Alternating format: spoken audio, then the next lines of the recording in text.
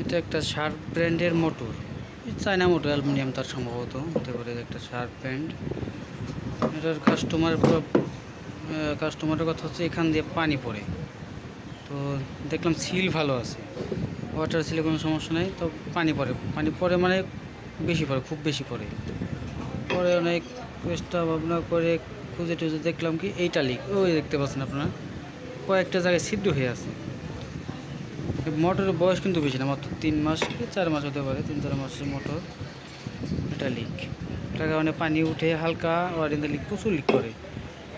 পরে এটা আবার লাগাবো, এই প্রবলেম সমস্যার সমাধান হয় নাকি, আশা করি হয়ে যাবে। এটা হচ্ছে কিন্তু একটু হেভি, এটা লাগালে হয়তো সময়। দেখেন মোটর ইনপিলার ছোটো, অনেক ছোটো, কীভাবে পানিটা বুঝতে পারলাম না। এটা হচ্ছে মোটর সিলটা ভালো আছে, এটা আশা করি সিলটা চলবে। এই তো পানি, অনেক পানি পড়ছে, দাগ, আয়রনের দাগ পড়ে গেছে একদম। ওটা তো ঠিক আছে, জং পড়ে একটু অল্প দামের মোটর হলে যায় হয় আর কি। একদম না, দেখতে পাচ্ছেন মরিচা পরে একদম শেষ, অল্প কয়দিনেই।